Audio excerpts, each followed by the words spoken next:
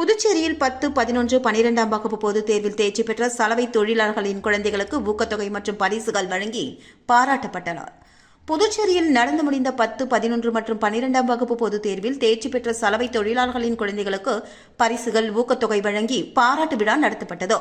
சங்க தலைவர் சுப்பிரமணியன், கௌரவ தலைவர் சண்முகம் ஆகியோர் தலைமை தாங்க சிறப்பு விருந்தினராக ஓய்வு பெற்ற தொழிலாளர் துறை உதவி ஆணையர் முத்துலிங்கம், தொழிலதிபர் ஆனந்தகுமார், முருகன் உள்ளிட்டோர் கலந்து கொண்டு தேர்ச்சி பெற்ற அனைத்து மாணவ மாணவிகளுக்கும் ஸ்கூல் பேக் மற்றும் 90% மேல் மதிப்பெண் எடுத்து தேர்ச்சி பெற்ற மாணவர்களுக்கு ரூபாய் 5000ம், 85% மேல் மதிப்பெண் எடுத்து தேர்ச்சி பெற்ற மாணவர்களுக்கு 3000 ரூபாய் வீதமும், 80% மதிப்பெண் எடுத்து தேர்ச்சி பெற்ற மாணவர்களுக்கு ரூபாய் 2000 வீதமும் ஊக்கத்தொகையாக வழங்கி பாராட்டப்பட்டனர். இதில் சலவை தொழிலாளர்கள் நலசங்க நிர்வாகிகள் மற்றும் சலவை தொழிலாளர்கள் உட்பட மாணவ மாணவிகள் பலர் கலந்து கொண்டு சிறப்பித்தனர்.